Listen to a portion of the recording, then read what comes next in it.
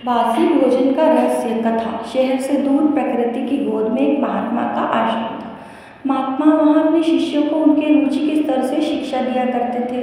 उनकी शिक्षा से सभी लोग प्रसन्न रहते थे। महात्मा की ख्याति दूर दूर तक फैली हुई थी। लोग उनसे शास्त्रार्थ करने और उनके प्रवचन सुनने कई दिनों का मार्ग तय करके महात्मा के आश्रम आया करते थे।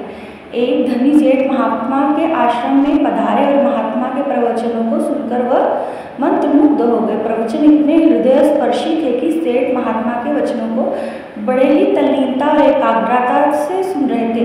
तब प्रवचन समाप्त हुआ तो सेठ ने महात्मा को अपने घर भोजन का न्योता दिया। महात्मा ने काफी अनुनय विनय के बाद सेठ का निवेदन स्वीकार किया, किंतु महात्मा के अनुयायियों ने सेठ को स्पष्ट बता दिया कि महात्मा केवल ताजा भोजन करते हैं, अतः महात्मा के लिए ताजा भोजन का ही प्रबंध किया जाए। तय समय पर महात्मा अपने अनुयायियों के साथ सेठ के घर अतिथि के रूप में उपस्थित हुए। सेठ ने महात्मा से बताया कि उनके पूर्वज उनके लिए इतना धन संपत्ति छोड़ गए हैं कि किसी और को कमाने अथवा श्रम करने की कोई आवश्यकता नहीं है।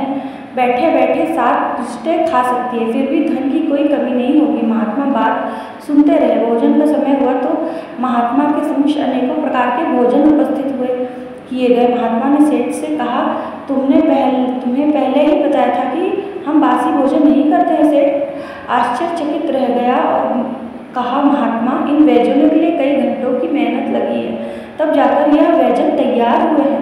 यह ताजे व्यंजन है।